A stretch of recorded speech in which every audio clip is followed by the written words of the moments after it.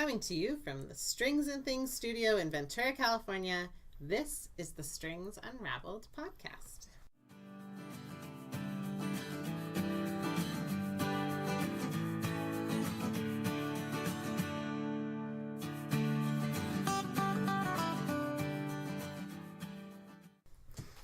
What's up, guys? I'm tired. I'm tired too. Sorry. You took my line. I've been here all day. Not that I'm complaining. It's almost your bedtime. I got an hour before bedtime. Okay. Ooh, it'll be like watching I'll stay less and less. Emerge from her. Okay, I made coffee earlier, but it turned out gross, so I'm out. Whatever. I'm here. Yeah. So what's been going on since last month? Well, both my children changed ages, I think. Oh, you think they changed ages, or you think it was during this month? It's been since we recorded. So we had lots of birthday party fun. My 2 spring babies, which when I announced I was pregnant with one of them, 2 of the ladies I worked with at the time were both expecting October babies, and it was one of the hottest summers in San Fernando Valley in my life. Oh, wow. And I could feel them trying to kill me with their eyes. And I looked them both in turn in their eyes and said, forget about it. I already had my October baby, you fools. So you will learn and you will have spring babies like I planned. Don't you plan it better which than that? I didn't. But that's funny. We have a lot of spring babies. It's a very popular weekend in the oh yeah, you had family in town, right? Yeah. But there's like 4 or 5 people in our family or like family who have birthdays that weekend or around that time. And it's like, well, if I know what I was doing 9 months before. I only have fall and winter babies. I have two out of my 3 have the same exact birthday. Yeah. Just 6 years apart. So we know what you like to do. We know what Christmas Eve was like. It's wow. It's not a... Tiana. They're not quite New Year's babies? No. Because they're late September, right? No, they were planned because we... Sure they were. Yeah. You know, it's funny when we told ourselves we just got to get through the first anniversary, you know, and then when I look back and I realize, gosh, we barely had our 2nd anniversary before our son was born. Wow. We were like, because we said, well, we've been married a long time. A long time. It's almost been 2 years. Sure. That's Dante a long time. I know, we laugh now because we're like, oh, we were babies. Yeah, Dante was born within our first year of marriage. But I wanted everyone to make sure they counted that it was more 9 than months 9 in. months on from when right. we got married. My husband heard, I said, so I'm probably ovulating right now. You want to, be careful? And he's like, no, let's see what happens. Because we already had a 6-year-old, so that I came with. Yeah. So later, when I was like, you planned that, like you agreed to this, we planned this. He's like, I heard if I said no, let's be careful, that I wasn't getting any of that. So wait. So you were still you were. We've been married 2 weeks. I'm just saying you were when I first met you. You were pregnant. Oh yeah. Yeah. You don't have to tell your employer until you're 6 months pregnant. I mean, I didn't know right then. Lois, you didn't know it 2 weeks. Listening. Oh, that's funny. I thought you. No, you met me before that. I was just newly engaged. No, you were when I first started working there. Oh, when you first started, I was probably unwittingly pregnant already. But you were new to the area, and you came in on a Sunday. I was just newly engaged. I didn't live in Ventura yet. Or maybe it was a Saturday. Whatever. It was on the one of the only. It was a Sunday. That's right, because Lois wasn't there that day. And I said, she is really, really great, and you should hire her. She will fit in totally. To you the first couple times we worked together. You know what? I never noticed. Well, you said something stupid about College of the Crayons, and that pissed me off. Well, and I didn't take it as you being a bit. Tell me what I was. I actually took it as, she's right. I made a stupid remark about something that was clearly important. Oh yeah, I knew I was right. I just wasn't very nice. That sums up Anne pretty well. See, but I respond better to. I Only respond for those better of to you real. who really know me, and those of you who listen to the podcast. Yeah. You're getting maybe you're getting new insight into me that you didn't know about. Katie and Karen know. Yeah. We We've always worked got together long along. enough. Yes. Sometimes Lois wasn't sure that we were comfortable Because enough. we do this. We do this all the And time, it like makes sisters. people deeply uncomfortable. She'd be like, "Do I need to separate you two or no?" And we both go, "No, we're fine." I just find it entertaining. Yeah, I good. just respond a lot better to sarcasm. It's more natural to me. Yeah. I feel like I'm getting the real person, Yeah. not the. It's also the greatest compliment you could ever give me. But it goes both ways, to not know if I'm being sarcastic. So sometimes I'm really being sincere, and my husband will be like, well, geez, you didn't have to, like, be that way about it. I'm like, but I really am sorry you had a bad day. Or I will lay a sarcasm bomb down, and people are like, really? Yes. Yeah. Really? Or I usually can't take it. I'm like, oh, you're the best. Thank you for taking me seriously. All trust destroyed. That's funny. So, is it what we're making? Well, I Yeah. shared. Well, wait. I'm gonna explore this just a moment. Sure, I shared sure. first impressions of Anne. I remember when I first met Anne, or I don't know if I met you. Is this the topic? It's What's all it about like Anne first tonight. meet Anne? No, I don't. I mean, I feel like I knew Karen before. Okay. Well, kind I of. knew her You at saw the me yarn at- store. Well, and you Uh-oh. saw me because Done you it. came in with your Done it, mom done it, and your done it. sister. Your Done it, sister. done it. Maybe. I thought I knew your sister briefly first, and then I got to know you more. Because Maybe. I don't know. I just feel like I knew you from being around the family. Because our Scouts. families know each other. our Yeah. families knew each other. So I probably because knew of her you. grandpa was scoutmaster for my son's Boy Scout troop.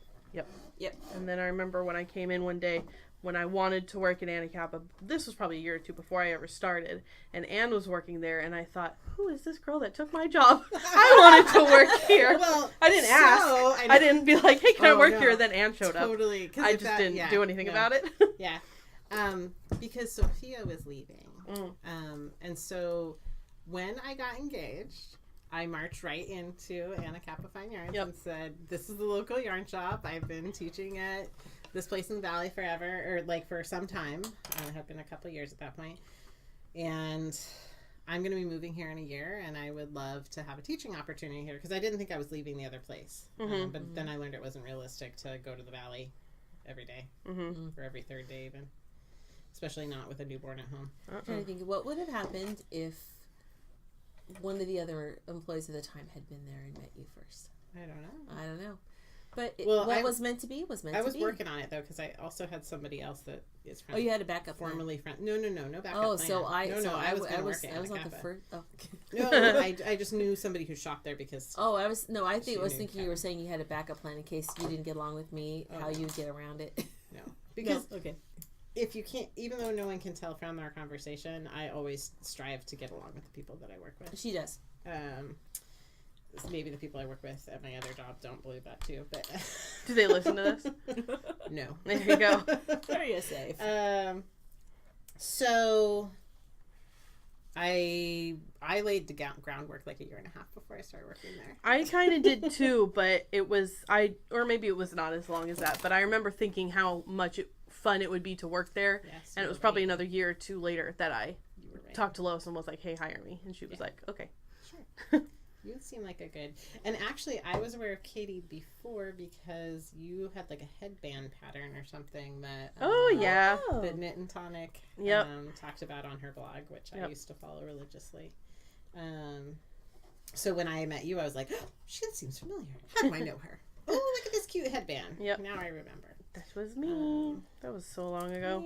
Karen was a very nice yarn store employee when I met her that first time. But then the first shift But we then worked together. then she got to know me. No! The She first used shift we the worked together. past tense. That's when Yeah. I was like, College of the Crayons, whatever.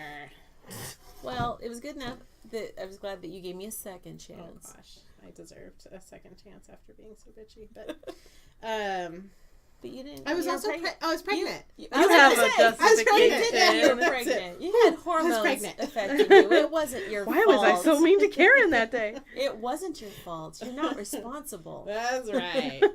That's the story lie we're going to tell ourselves today. Yes. It's not lie, it's true. Yeah. Oh, man. See, this is our natural banter. This is our unnatural banter. I'm Karen, and you are? Oh, We man. even took a road trip together. So. Yes, we did. It was fun. What are we working on? Yeah. What are you working on, Karen? Well, I am working on a brand new pattern that I just decided today I was going to make. Wow. And Starting is fun. starting is fun. It's a really cute cowl that uses slip stitches to make and stockinette to make stripes of. So it's great for mini skeins of stuff. A little bit. You only need like 55 yards each of like 5 different colors, and it's by Niche Design, Neish, and it's called Next Time, as in this is your neck. It's time to put it on your neck. Necks, next time. Oh, okay. It's really cute. That's It's a more cowl? cute than I can It's a see. cowl, yeah. Of course. Oh, see how cute that is? Who is that?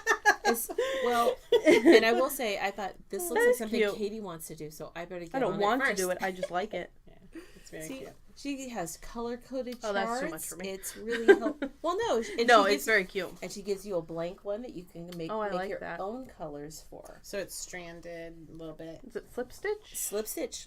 Nice. 2 Mosaic? colors at a time. Cute. Yeah, it's really really cute, and I'm using stash. I was really really awesomely blessed by one of our customers who gifted me with a Paris collection mini skein set from Destination Yarns, and they That's are beautiful. awesome. They've got 2, 4, 5, 6, 7, 8 mini skeins in this set. It's amazing. And what are you using in your background? This beautiful skein by Lola Bean Yarns, and if you haven't followed her on Instagram, she has amazing yarn in all different bases, and she's an indie dyer who just got picked up by several online stores to start carrying her yarn. So Oh, that's exciting. yeah, but now she's got the pressure of she's got a lot of yarn to fill. They buy in bulk. And it couldn't happen to a better person. She is really wonderful, and her sassy little girl is adorable and is the, what do you call this when it's like your trademark or your logo? Your logo. Yeah. There's the words. Anyway, so it's a really fun color that it's called Relish This Mustard. And if you can imagine, Relish this mustard is perfect. it is a yellowy, but it's as if someone took mustard and mixed up like pickle juice in it. That sounds delicious. Yeah. So, and this is in her bean sprout 80/20 superwash merino nylon blend. It's going to be awesome. So that's going to be my background. And I have all these lovely little skeins of purple and gray and navy and Yeah. to go with it. Can we have can we all talk about how sad we are Why are we sad? about Notre Dame? Oh, I know, right? Karen doesn't look sad. Ooh. Okay. You're not sad? You're making a Paris nuts. Okay. I'm sad. I've never been there. I hope they rebuild it in a way that I does am it justice. sad for that, Mm-hmm.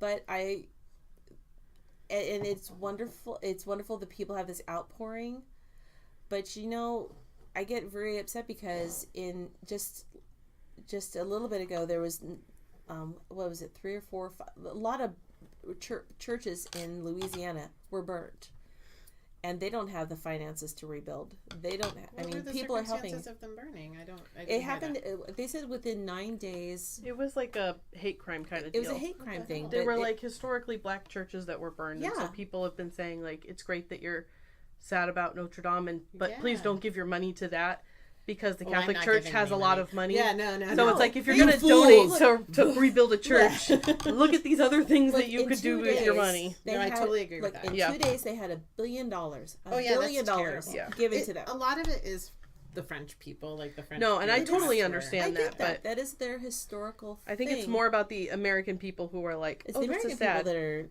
Yeah. Not that you shouldn't donate to things that you're passionate about, but Yeah, if you're going to give to rebuilding a church, there's more better ways to serve with your money. Absolutely more better ways. Yeah. But So yes, that's it is why- very sad. That's why I'm not sad. Well, I'm really glad I brought it up because I live on a media diet. Yeah. So this didn't come up. And in fact, I actually might have gone days without knowing about Notre Dame, but Kevin's on break right now, so he sent me a text about it. My mother-in-law drinks and sleeps that news. Yeah, see, it's I very can't sad. be a happy human being with that. No. But I also know it gets in the way of me being an informed human being. It's so all I'm about really- balance. I'm really glad that you had that as your why you're not sad face look.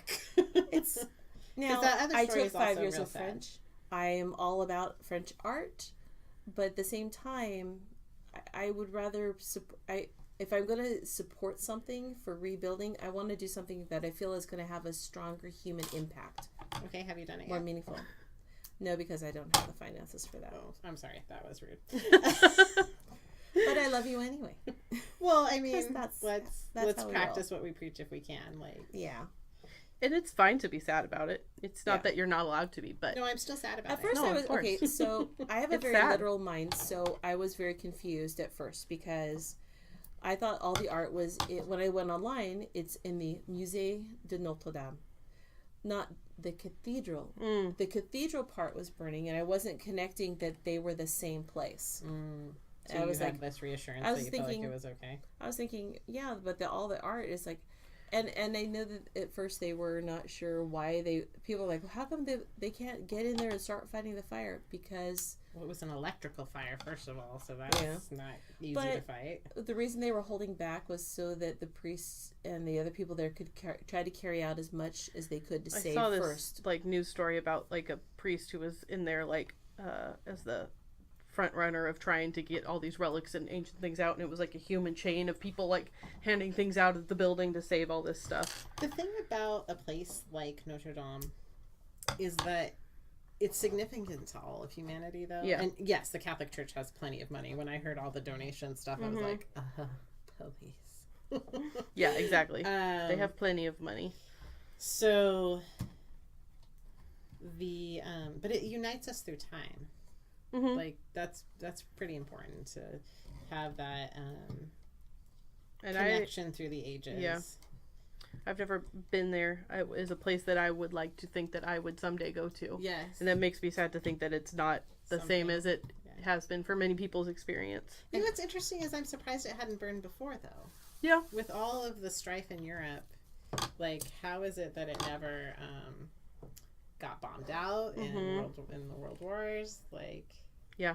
that was sort of Or with all interesting the to me. riots and stuff that were happening in Paris this year too. Yeah.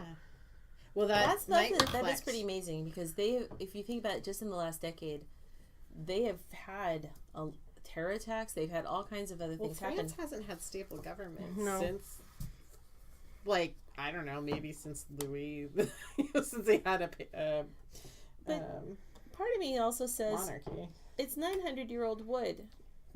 Did it just occur to you that 900-year-old wood is flammable? Well, it's They not- must have had stuff in place to help protect that. You would think. Well, I it's mean, not Southern all of it burned. California, where Not it's, all of it, and they did. high fire danger. Yeah. I know. We think differently about things. Like, Why don't we just dump a water tanker onto the top of the church? and and stop don't it? We? Well, maybe because the water tankers They don't just aren't do. there. No, oh yeah. The tankers are not just Oh, water. no. They're also chemicals. The thing was, somebody tweeted that, and Oh, a lot God. of people Okay. were upset and saying someone said, I don't remember who it was, someone who was closer to the situation, like the fire chief or whatever, tweeted back and said, we can't because it'll destroy the building if we drop that much water on it. That's true. It wasn't rhetorical. No. Because I was also thinking, like, in different times with the different grand wildfires we've had in Southern California, I think it was one that was, like, way back when Schwarzenegger was governor. They had a ton of I'm pretending that never tankers. happened. Well, we had a ton of tankers that weren't, like, the state owned, but they couldn't lease or something. They didn't have the... So they just sat grounded while California burned. Yeah. So, like... They didn't have the Sometimes contracts that's in place or something. Yeah, sometimes that's a fair question. and- Why can't we bring out the tank? The water. The other thing that they made me have the not so sympathetic face was because I heard a commentary by someone there who said, well, you Americans have your 9/11 and we have the Notre Dame. And I'm like, I'm sorry. No one died in the Notre Dame. It is very sad, but no one died. And you cannot compare old wood with over 5,000 lives lost. Yeah, no. That wood, that church you can rebuild. Yeah. I mean, in a lives, sense, we're still... lost lives is gone forever. In a sense, we're still counting the casualties of that because people are now, suffering the ill health effects and dying from the ill health effects of it. Or look at all the children that were in that school are now grown and they have their own kids. I mean, well, I guess not because that was 2001. What school? There was like the daycare, But I realized that was only my son. That was only 2 weeks before my son was born. They better not have their own kids because Alexander was a wee little baby in his little. That's right. That was like 18 years ago. I mean, physically possible to have children. And maybe the toddlers. Maybe the toddlers are venturing. They're allowed to have children? Well, maybe they're venturing into their, newly married lives and having those responsible... They've been married for 2 weeks and... having those responsible family planning conversations. We're getting real heavy today. Sorry, I just wanted to cry about a burning landmark and we made it real. Yeah. Well, maybe I feel like I have to justify I feel like I have someone at home that is going on and on and on about it, so I just so we keep it real here. That's don't right. Want to hear that. That's right. I thought it was interesting that my husband texted me about it because he doesn't really care about seeing more of France, to my knowledge. Now we stayed in this quaint little sad village which I really enjoyed, but someone who lived near there was like, "Why did you stay there?" That person's wife now hangs out with us. So hi, if you're listening. Talking about you. Well, that's my husband's only French friend. So he'll figure out who it is. If you're listening, new friend. So it was weird that Kevin texted me about it. So you are starting a new cowl. What else? I am thinking about making a new top. Is sewing.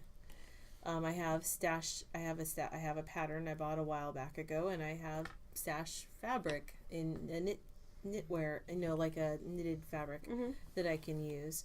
And it's actually, I like the example is full figured women like myself on here, and this pattern can be made it's called the Dartmouth top.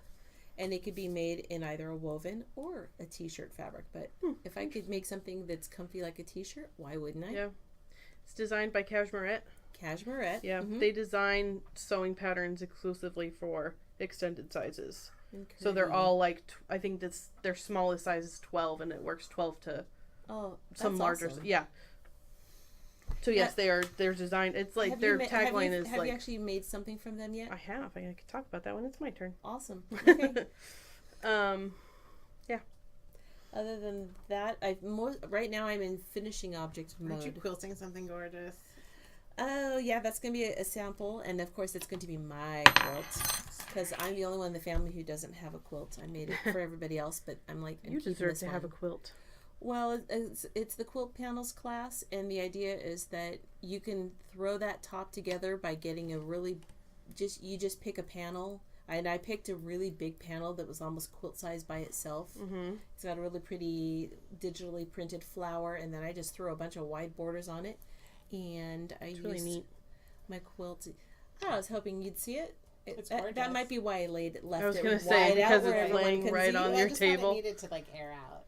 So you were just airing it out. Look, I got all of that panel quilted in just 2 sessions, and now I just have to quilt the borders. Wow, the nice. border. It's really pretty. Borders. That was, and I'm working on Elemental Raglan.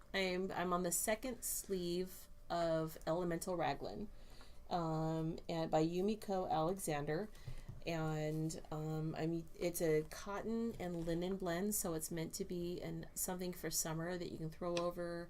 It's a very loose garter stitch, and it's going to be a great summer type light sweater when you need something on your shoulders but you don't need any kind of warmth. It's a pretty pattern. I have 2 questions for you on that. So we may have talked about Sleeve Island before, but like, how did you get to your second sleeve, Karen? I bound off that first one, and I picked up stitches right away. Immediately. Yeah. Because if I didn't, then it's like a thing to do, and you're like, I gotta pick up the stitches. And the class starts Saturday, so if there you go. That'll help. Technically, it's kind of late, but I've shown my progress around. It was really fun. It's very relaxing. It's knit around, purl around, knit around, purl around, to the armholes, and then you take the sleeve stitches off to the side and just knit around, purl around, knit around, purl around till you get so many inches, and then the back is done flat. At the bottom it's got a split at the bottom, and it can be as long or as short as you want it to be. There's no real shaping in there, so you can just make it as long or short as you want. And I thought that I needed 4 skeins, and looks like I can get away. I have an extra skein that I won't be using. What are you going to use it for? I don't know. But it's one of those colors that I picked it up when the Yarn Over truck was here. And I thought, well, it's one of the only colors that they have 4 of. And I kind of think for my size, I need a 4th skein. I just want to be safe because the pattern says I might need 4 skeins. And I didn't love the yarn. Have you ever gotten a skein that you kind of liked, but you didn't love it in the skein? But when you started working on it, you thought, sure. Oh, I love this now. Yeah, that's what this is for me. It's a blue color, and I've noticed on it's by Forbidden Fibers Proverbs. It's a mix of organic cotton and linen. I think you talked about that last time. Did I? That yarn. Yeah. But when I went to the website, because some people wanted to use that yarn, they changed the color names. It's like the picture looks exactly like what I've got, but they changed the name. So I guess you just have to pick colors you like and forget about the name of it. Yeah. That's frustrating. Anyway, I don't have a lot because I had a lot of big stuff I'm trying to finish. Yeah. Anywho. I am working, currently in my hand I have the Ripple Bralette by Jessie May Madison. Martin? Is that why you have some bind-offs, but you're still working forward? Yes, Jessie May Martinson. And I've talked about her patterns before because I love her, and I've cast on 2 of her other designs that I've not finished. But this is the... We're not counting what we finished yet. No. But I do like all her patterns. I think they're very aesthetically pleasing, and I like her because I've spoken with her on Instagram, and she's a very sweet person. So this is a cropped tank toppy bralette thing, and it uses like 1 skein of sock yarn. And if you look up the hashtag on Instagram, just hashtag Ripple Bralette, or if you look at Finished Projects and Ravelry, you can get an idea of how it looks on different body types. And she's a size inclusive designer, and so all of her sizes go up to like 5XL, 6XL, something like that. Oh yeah, I'm on Ravelry. I gotta look that up now. Yeah. Tell me that again. Her name is Jessie May Martinson, and the pattern that I'm knitting is the Ripple Bralette. Katie, your picture of you and your cute project bag is the little circle for that hashtag. Wow, it's probably just because it's the most recent one. Maybe. Let's see. It doesn't have that many. I can't have that many likes. It's not. Well, she chose you. You're like 9. Maybe because we're friends, it shows up on yours that you see it. I don't know. That's a cute project bag, by the way. Thank you. Oh, that's cute. Yeah. So you can make it longer, more like a tank top, or you can make it cropped and like layer it with stuff. And I have a lot of like light tunic length, like lightweight linen-y tank tops that I think will be cool to layer it with. So I see that she does have a lot of different sizes modeling it, and it looks wonderful. I can see that she's got the shaping. Sometimes it's hard to get something that fits petite people. And also looks good on other... And also it looks good on other sizes. Yeah. And she looks like she did a really good job adjusting the shape and this. So it's very flattering. It looks super tiny, like on my needles, because it has like negative 10 inches of ease or something. So it's like gonna stretch a whole heck of a lot, but. Oh, because you have a lot, but it's a lot of. It's all wide ribbing. It's 3x3 ribbing. Yeah. Yeah, and I'm using a skein of sock yarn for my stash. This is from Orange Jellyfish Dream is the dyer. This colorway is called I Just Want My Rug Man. That is Katie. Yep. I've knitted with this colorway before. James has a hat in the same colorway. Yeah, but that's what I am currently working on. I should be working on other things, but I'm kind of interested to see how fast I can get this done because I think I started it on Sunday. Oh, she's got a racer back that looks really cute. I've started that one too. I just realized I don't have enough yardage for it, so it went on hold until I get more of whatever it was that I picked. And then I also started her swooping scoop. I saw that scoop neck. It and looks really her nice. other ones She's only got 4 designs, but all 4 of them I want to make. Her ripple crop top is one of those that looks so cute on everybody. Yeah, that's a really cute one too. But yeah, she's very sweet. I highly recommend her patterns. I like the yarns she used because they look like on the Breeze racer back. It looks like it was like dip dyed. Yeah, you know, light to dark. It's got its own gradient. That's really kind of cool. Yeah, that's what I'm working on. One Skein Wonder? For my size, it's going to take... I'm making the 2X, and it's going to take up to 475 yards. So yeah, a skein of sock yarn. Much. If you're making one of the larger sizes, it'd probably be 2 skeins, but up till about the 2X, you could probably get away with 1 skein of sock yarn. What are you going to do for the rest? That is amazing. For the rest. 470 yards? It's 3, what does it say? 3, where did it go? 375 to 475 is the range. So depending on and I think this is like 360 yards in this skein. So I'm making it to pattern. Yeah. And then I was talking to her about it on Instagram because she commented on, I don't know, something I posted. And she said how she loved the way the yarn was pulling, which I wasn't completely sold on at the beginning. But I keep thinking, like, this is only the first one I've made. I'm pretty sure I'm going to make more than one. Yeah. Because they're all very... I think it'll go pretty quick. So, it looks like it exploits color pooling really well. Because the ones, like, I'm feeling attracted to on Instagram are... it starts with, like, tighter ribbing. This was on the 2 sizes smaller, the ribbing at the bottom. And the yarn pulled in, like, this crazy way, which I was not like super thrilled with, but then once it started into the body pattern, you've got like thin little stripey swirl thing going on, and I'm relatively happy with it. Digging it. Yeah. And I'm not sure what's going to happen when I start separating the front and the back. It's going to go some other direction, but it's fun. See, it's I've easy. never been opposed. Like, I like the adventure of how yarn pools. Yeah. If it were something that I were like more... This is not that I'm not sure I'm not going to wear it, but as my first one, I'm like, I don't care that much about trying to make it look a certain way. Like, make sure my yarn isn't going to pool or whatever. Yeah. I'm like, I'm just going to see what happens. I'm going to let it do its thing and see what it ends up like. But yeah.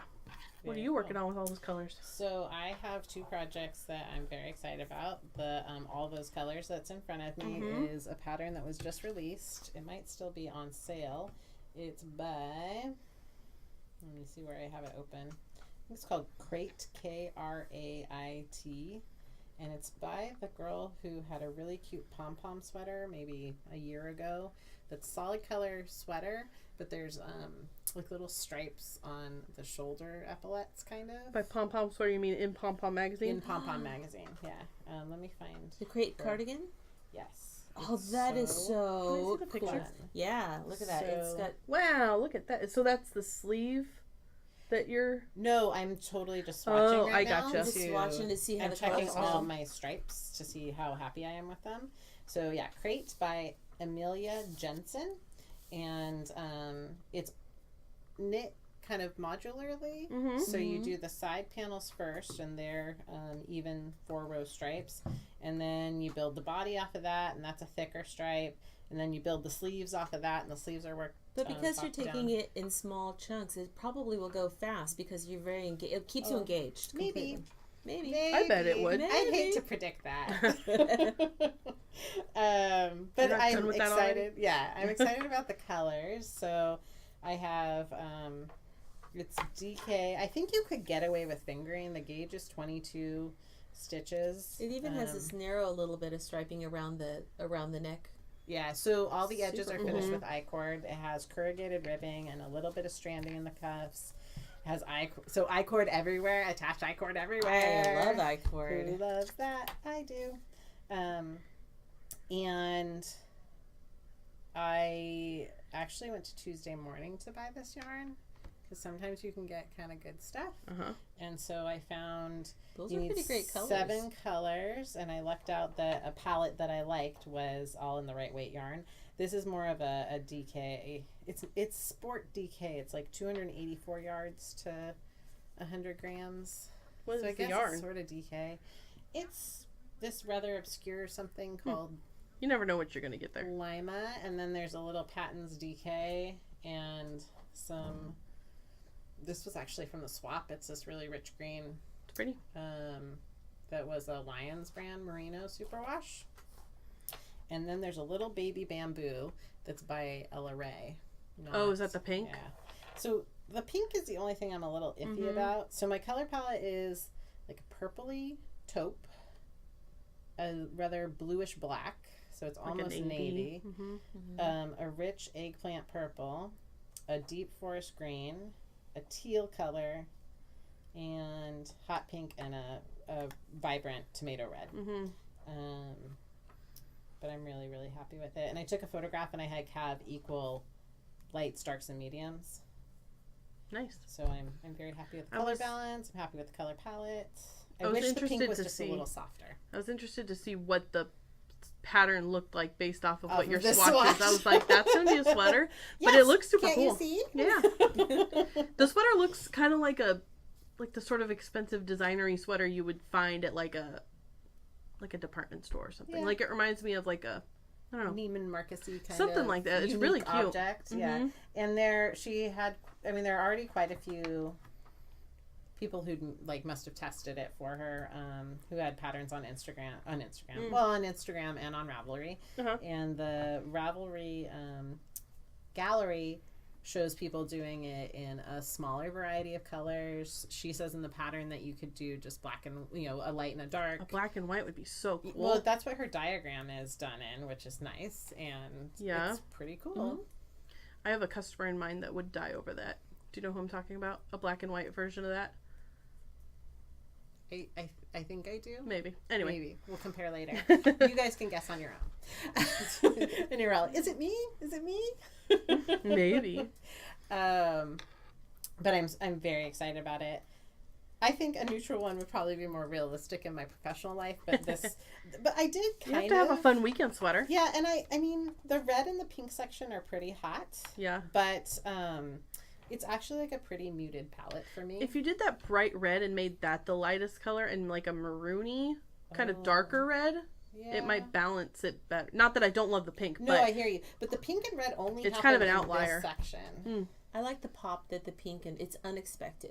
I think I like it too. And that's kind if of you wanted it to be more like neutral wearable, you could make go the down red that route. But and I like that's it. the thing that I'm seeing about the cardigan is she has this, the section in the fronts are just this bright pop. Yeah, and They mine's really gonna grab be your actually attention. kind of chill. It's Kind of chill. My main panels are gonna be the taupey Taupe purple and navy. color and the eggplant purple, and around the neck goes the teal and the blackish navy. And this is really just on the side. So it's But just the a pink little is the outlier, but I think it needs it. I think it needs that like energy. Exactly. Yeah. I'll wear it to work and see what happens. they're going to ask you to go home. What? Yeah, right. Okay, sorry, gotta go. Put it in your capsule. And let's see what other wardrobe things you can build off of that. Oh, a Capsule capsule wardrobe. wardrobe. Sorry. Yeah. Yes. Your time other parts of capsule. yeah, what other parts of your wardrobe? If you had to wear that, This is me in a. Okay, so we talked about me in a skirt last time. Yeah. this is That your button cardigan. down, pocketed, voluminous skirt. That's me in a skirt. And this cardigan, these colors, are me in a Are cardigan. you going to wear that skirt and that sweater together? I'm not sure because there isn't actually navy. But I'm going to make a black one of There that you skirt. go. I think I'm going to make a black and a gray of that skirt. So, yes. Just not the navy one. And I am also starting something that I hope Katie will be proud of me on. Oh, I'm excited. What could this be? Oh, yay! So this, what I pulled out of my bag. Yeah. Out of a big bag, because you have to have a bag I to love the carry bag, all your.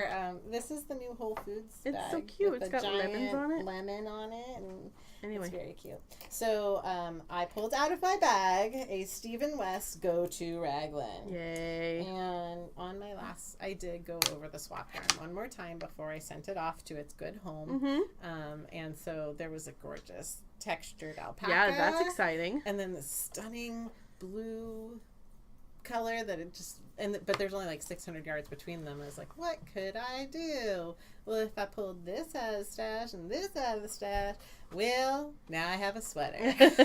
So it's kind of a purple and rust and blue color palette that I'm working I was in. going to say, do you have a... It's not too random. Oh, It's yeah. like blues and Lots of purples rust and reds purples and grays. Gray. So it's a decently calm palette. It's medium on the I balance love that of lights hot and darks. coral This color. coral is gorgeous. And it's color of the year, living coral. Oh, right? there you go. So I'm glad it turned up. So the way, you talked about you had like rules for yourself to when you change. So I found, and then we've also talked about this strategy when we talked about your Frankensocks, about how to manage your Frankensocks. So I found a website that is rolladie.net. Nice. And you can customize the number of sides to your die. Because I also, with my husband being a gamer, I thought I would just roll ask some him dice. for some dice. And because I have 12 colors. So, but I also want to randomize the number of stripes. So if you go to this rolladie.net, you can pick the number of sides of your die, the number of dice you're rolling. So I roll 2 dice one time with 12 sides. Okay. And I assigned all the colors a number in my notebook. So I now have rolled color number 2 for one row. Okay, That's a great So way that's to... my next. That's exciting. Which is a good timing. Unless, because like, I have a lot of some of the yarns and not very much of some others. So like, one that I have like 80 yards of, I just rolled. And I also have some big chunks because I did the short rows all in one color. Because I So don't what want to happens change though when colors you're in short really, rows. really loving that color and you don't want to change it to go to someplace else? Follow the rules. You have to follow the rules Wait. unless Follow you don't the want to. rules. And you're telling me to be a No, rule because follower? actually I was just about to What? tell you that I allow myself to veto because this yarn that I have 11 yards of, or I'm sorry, I have 80 yards of, it came up for 11 rounds in the yoke, which is going to be like the most yardage eating part.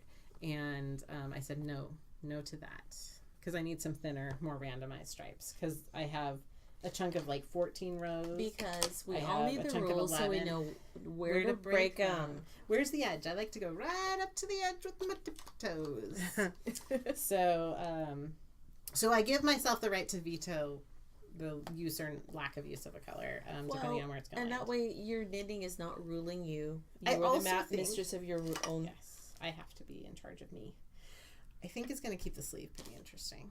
Yeah, you're not going to make the 2 sleeves match? No. You're just going to go all random Yes. everywhere. Yeah. What did you ended up being random, right? Yeah, I just did whatever. But I had so many colors that it didn't make sense to make a match. Well, it's kind of like the K Facet way, like throw another color in, Yeah. throw 3 or 4 in if you're unsure of your. And I Make it interesting. in the middle of finishing one of my 3 diving in shawls that I started, and I got to the end of the 2 colors where I was mixing them, and I had more left over of one of them, and it happens to be a silvery gray, so I was able to do like a round and a half of that.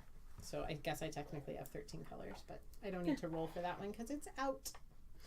Nice. So those are That's the fun. 2 things I'm working on. I'm also going to circle back and finish some of the things I've started since January. So I'm like attacking that shawl. And there's like 4 other sweaters that are in the works that you'll hear about it resurfacing as we go on. Cool. So I'm really trying to focus on. Does anyone have a stitch marker? This one right here. Thank you. You know, I've got like a gazillion except when I need one. But not when you need one. Not when you need one. So And just everyone should know you can never have too many stitch markers. no, it's milk and eggs. You hit a snag on your project? Well, Because I hit a snag on mine. I hit a stitch that I've never done before. What? Yeah. wait. There's What is something it? you don't know. Tell us about it. A centered single decrease. Oh, it's gonna be like an. No, So you get a middle, and you get the middle stitch pops forward. So But you that's have Isn't a that double a centered decrease. double decrease? This is a centered single decrease. Oh, that sounds like a dumb way to say a left-leaning decrease. No. No? It says... Tell us what it is. Let me read through the Yeah. instructions. Stop Says, guessing. Slip one stitch knitwise. Slip another stitch knitwise. Take the tip of the left needle and insert it into the 2 slip stitches from front to back in order to knit them together. So, back to front. It doesn't say to knit them together. It says in order to knit them together. Okay. As if to knit together. Identify the 2 stitches you just slipped below. Take the tip of the left needle and insert it into the second slip stitch in the row below from front to back, and then knit that stitch together with the next stitch on your needle. What the what? You have fun over there with Yeah, that. I have never done this Wow. before. Okay. I would have to read that several times before I'm sure. Continue without me for a second. Yeah, I'm See sure if I you're can gonna figure get this an out. aha moment. Let's come back to the things that Karen has finished. What have you completed lately, Karen? Besides things that I've finished. I'm almost done with Molokini. Molokini. Yeah. So that uses. I went stash diving because What is it? Molokini is a crocheted shawl, but it really, the way the increases go, it's like think of a pie shawl but with crochet. Okay, so Or a it starts center semi-pie. out, or it starts Center but makes a crescent, or makes a half circle? crescent. Makes a crescent. Cool. And you are striping a solid color with a self-striping. Oh, that sounds pretty. And the designer had this really beautiful rainbow thing, but I'm trying to use up some of the stash I've had for I don't know, since I started knitting, and I had this really awesome skein of cephalopod yarns, and I loved Sarah Eyre, Eyre. She's gone to do other things, and she teaches classes at Blueprint, great dyeing classes, but she was an indie dyer, and she had this great yarn. And so when you're waiting for the right thing for that special yarn to be, and this is what it was. And I wasn't sure if I would have enough with one. It's basically 2 skeins thrown together, and it's beautiful. So I've got this caramel color from Cephalopod, and then I mixed it with Spin Cycle yarns. It's called Dyed in the Wool. Oh, that's so pretty. Yeah, and everybody who looks at it says, "Oh, that's Zarabal." Nope. It looks like it. It looks like Zarabal, but they're not the only ones to do that type of okay, Annie, you know the word for it. I think it's helix spinning. Helix? That's not the word I was thinking, but okay, we'll go with that because I don't. Well, it's a self-striping, there's a color change that's a gradient, and then there's a color change that's a stripe as well. Okay. But no two pairings of the strands that apply together ever repeat. Yeah, and I think that's part of it too. Yeah. The pattern itself is by Helda Panagary, HELDA PANAGARY. So you can look her up on Ravelry. She was I learned about her stuff through the Solidarity Swap that was going on for the month of April. I don't even know what month I'm in. April. Mm-hmm. And the gal that I swapped with had particular people of color, women dyers, indie dyers that she wanted to look at. So I did a pattern I discovered that pattern from her. Anyway, and it's blocking. It's so. It's been sitting in that water for. That's fine.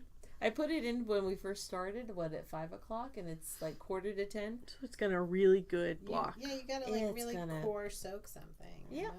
I'm glad that I didn't do any super high contrast though, because one of those yarns, probably not the one from Cephalopod, because she's really good about not having any extra dye in the rinse. But with all those colors in my Spin Cycle, something is made the water caramel colored. But I have a lot of warm autumnal colors in my colorway. Anyway, that's what I'm doing. Cool. But you mentioned Stephen West, And my husband... This is so pretty. I have some. I've never seen a Okay. husband get something so right as when you posted that on Instagram. So, Kevin. months I'm ago... kidding. James. This just shows you that we've been married long enough that my husband listens to what I say months after I've forgotten that I said it. Wow. So- Wow. Wow. Wow. Well, we're approaching 29 years this year. Wow, You know, woo. we're oldies now. So he told me before Christmas that he might have to go to Amsterdam, and I said, "Oh, if you go, you have to go to this yarn store." I've never asked him to bring anything back for me on any of the trips, and he's been to Amsterdam before. I don't know why I didn't ask before. I should have asked. Ooh. Well, I thought if at the time then I forgot about it, and I told him to go to Stephen and Penelope, which is Stephen West's one of his is the store he co-owns with whoever is not Penelope? she's Whoever not- Penelope is. She's not really Penelope, but Oh. she is the character of Penelope. Anyway, so I completely forgot about it, and he was gone all week, and the last night that he was there, he said, "What was the name of that yarn shop?" And I went, my eyes just like, if you could imagine the cartoon, what character with the eyes going, woo, woo. Yeah. So he took the tram away from the hotel there, and it was a Thursday night, so it must be Thursday night must be International Stitch Night. Yeah. Because that place was busy, super busy too. And I said, if you see a really, really tall man in the back, that's Stephen West.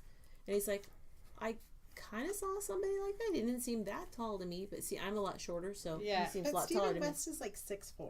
Yeah, he's And he's wears really tall. platforms. Okay. It would be easy So to identify me, Stephen yeah. West. In Do you my see a mind- guy that is like exciting to look at? That was Stephen West. What a Yes. good way to describe him. It is, because when I showed I think a he'd like picture that of him to my description. husband, Probably. he was like, "Oh yeah, he was there." Oh, wow, that's I'm cool. like, he's like So a what is Minerali. that? What is that yarn? It's so pretty. This yarn is Fru Valborg. That's the name of the brand. Merino Swirl. This colorway is called Eureka. And it is dyed by hand, especially for Stephen and Penelope, Amsterdam. You know what's great about your husband too is he bought you 2 skeins of it. I Yeah. know. That's great. You I'm could do like- something I'm like, great with that. Wait a minute. I didn't You even can make just the get ripple one bralette that we were skein. talking about. No, I got 2 skeins. you can make The that. racerback. Yeah, the racerback Well, Ooh. or whatever you have I plans for. decided that something this fantastic should be a Can I- Stephen West thing. Can I say something about Stephen West and Stephen and Penelope? Absolutely. My parents were in Amsterdam last week. What? And my mom came home and was like, I got you yarn. And I was like, I'm so stupid. I should have told you to go to Stephen and Penelope. And she was like, I probably walked right by it. I was all over that city. And I was like, because I saw you and you told me that. And I was like, my parents were in Amsterdam. You know what, Katie? You fool. I know. I was so upset with myself. Anyway, Gals, road trip. I'm I don't back. think Let's you go. can road trip to Amsterdam. There's no land bridges anywhere anymore, No. are there? But he took a picture. Their shop is so neat to look at, even the outside. He goes, It's adorable. it's the most adorable, quintessential Dutch-looking building. It even had a bicycle in the front because, of course, people ride their bikes. What an affectation. I No, know. I'm just kidding. Nobody hate me. No, who No. hates you? We all I love don't you. know. Okay. But so I thought this is really beautiful. I need to pick something worthy of this beautiful yarn.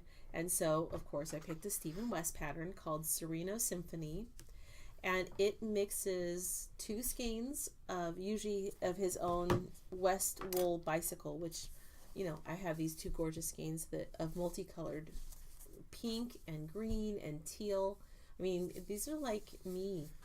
This is the teal that this green is the ode to. For years, I only liked green, and this teal is I've been a teal fan. And now it's into hot pink even. So anyway, What is it called again, and what is it? Please show the class. The yarn? Oh, the pattern. thing. Yeah. Okay, the thing. pattern is Sereno Symphony. Is it a shawl? It's a shawl, but here there's a better picture that it's got like these open spaces that he does. Here you go, and it's Oh, got that's different colors. really Isn't that fun? cool. It's got brioche. Are you? It wouldn't be. You're doing it all in a solid, No, or do you have there's or not a solid, all in the same yarn? Nope. Okay. Okay, you have 2 skeins of your main color. Okay. And then you have one skein each of 3 other skeins of melted Surrey yeah, alpaca. you told me about this. Oh. Something fuzzy. But it's not like fuzzy like a kid silk haze. It's like thick fuzzy. Mm-hmm. And it's got these gorgeous colors. Like a bouquet? No, it's just like a really fuzzy. So since I know my husband's not listening to the podcast, I can say I ordered the 3. I felt a little guilty, like the 2 wonderful skeins should have been enough, but I needed the 3 to go with this pattern. So If you can't make the recipe with the ingredients you have, you need to get the right. you have to get use the right tools, people. Yes. And so and I wanted that No melted. matter the cost. I mean, just look at the melted Surrey baby alpaca. It's gorgeousness. Yeah. So that's what it's going to be, and it's, I don't know if you can look. It's hard to describe. Look up Surino, Surino, symphony, and you'll love it. And it's actually pretty for I will say for Stephen West. It's kind of mellow. Quiet, It is. yeah. It is very Kinda much. mellow. It's symmetrical, which is surprising. And it's but it's rich in texture. Like Yeah. it's very textured So, and full the of detail. In that Melted fashion. Melted Baby Surrey is by King. I don't know how to pronounce it, so I'm very sorry. It's QING Fibers. I like yeah. them, but I've never heard their name said aloud either. I would say Queen. Queen. Yeah. I don't know if the Q without a U has a Maybe K it's sound. King. Maybe Yeah. it is King. I What always a thought of it clever as Queen. wordplay. But you're right. There's no U. So why are we Queen. winging? Yeah, why are we winging it? I want you to I want see some how cool fluffy. It's fluffy and multicolored, but I try to get solid since I already have this multicolored. Yeah, Anyway. that's smart. Anyway, Smart. Pretty. I did shop around to find what would be a better price. There's not too many. I couldn't find any place in the U.S. that carries it, but there was Stephen Penelope's, of course, carries it. Yeah. Stephen Penelope's is in euros. There's Loop London that has it, but that's in British pounds. And right now the U.S. dollar is not doing well against the British pound, but we rock against the Canadian dollar. And I found a place there that could ship it for cheaper and save. So I save a little money while shopping internationally. Anyway, Cool. so that's Not something you finished, but it's very exciting. Share. it's just so pretty. It's very pretty. I keep it here to inspire me. I love it. And remember how much your husband loves you. I know, that's like the listen. best story. He's got he's got bank for the rest of the year. We'll remind you when he needs to go to the bank of Karen's Goodwill. love and generosity. I'm sure he will not forget. He won't forget. No. I'll say, Remember when I yarn. bought you that pretty yarn? Yeah. And you'll say, yeah, I know. Yes, that's right, honey. What have you finished lately, Katie? What have I finished recently? There's It's spring. It's there's a time to start. shawl hanging behind you. This is real pretty. Thank you. That is the Satori shawl. I think I was knitting it during our last episode. Ooh. It is by Heiko. You know what? Let me look it up before I just not say it And correctly. it's a class that, of course, I can't say that because this will be. It is a Actually, class that it's coming will. up. No, this episode will have come out by the time the class starts. Oh. But Hopefully, you some made of you it. will be taking the class. I hope so. Hope you had the good sense to sign up for this cute Because shawl. it is so pretty. It's by Maiko Hikosaka. Hikosaka. And How did you it is. discover this person? I follow her on Instagram. Oh. I followed her for a while, and then she just released this pattern like late last year, and I bought it from her. But So for those of you who are not on Instagram, you can find a ton of inspiration on Instagram. mhm. You can take my Instagram 101 class if you want to learn how to do it. I think that's sometime in May. Anyway, Yes. yeah, it's a 2-color fingering weight, and I used yarn that I bought at Stitches SoCal. Yeah, so I finished that. What are the names of your yarns? I think that's important. It is Forbidden Fiber Woolery, and the 2 colors are Nargles and Alohomora. So they're 2 Harry Potter colorways. And what else did I finish? I did some sewing because I am prepping for Me May. I want to make some more things to wear. So this week I made a cashmere pattern. I made the, no, I can't remember the name of it. I'd help you out, but you never answered my question, the other one I asked. That was a different one. I made the... Sorry, being a brat. Oh, why did I do this to myself? Springfield top. That's the name of the pattern. The Springfield top. It's a woven top, shell with princess seams on the back. Oh, I saw them on your Instagram feed. On my story, yeah, I posted about it. Very, very flattering. I made it in a chambray. I wore it. It's like a super wearable layer, and I want to make like 5 more of them. So I finished that, and I bought the fabric I want to make myself an Easter dress. So this episode is coming out, well, it's coming out later, but we're recording it the Thursday before Easter. So I have a couple days to finish it. You are so early. And I was thinking today when I was going to talk about this, I was like, Anne is not going to be impressed with me because she'll make a Christmas dress on Christmas Eve at midnight. So I'm like, I have 3 days before Easter. I better get my butt moving to finish and wear it to 6 a.m. mass. Yeah. No, because I don't go to church anymore. But so except last year when Marabella wanted to do... She wanted an Easter basket, so to deter her from that, I was like, well, then you have to learn about Lent. Okay.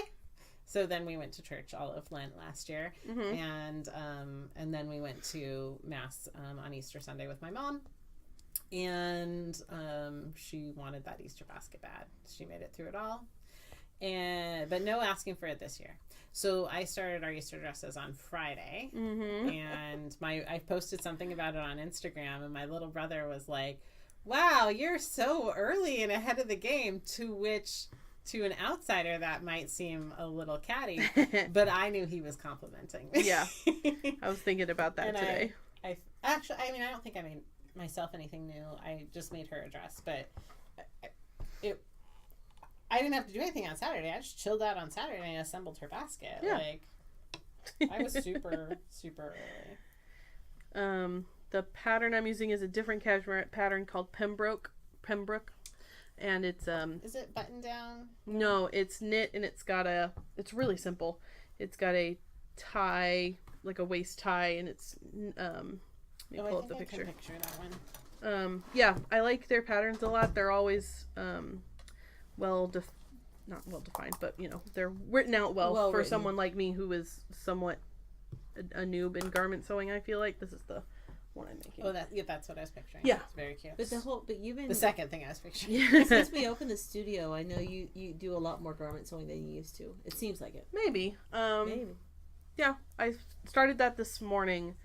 I at least got it cut out, and I got a couple of the seams finished. But so you're doing the dress or the tunic? I'm doing the dress, and I bought a floral print from Joann's. Oh, that's so pretty. That's stuff that's on my desk. Right? Yes. Oh, I'm going back and forth between I love it and also it's ugly. But I think I love it. But really it's kind of ugly. Yeah. Anyway. Well, sometimes you're sick of looking at something, right? True. It's like a dark floral, and I looked at it. I tried it on today because I finished you base the waist ties on the back, and then you do the shoulder seams, and then I finished the neckline so I could try it on before the side seams were finished.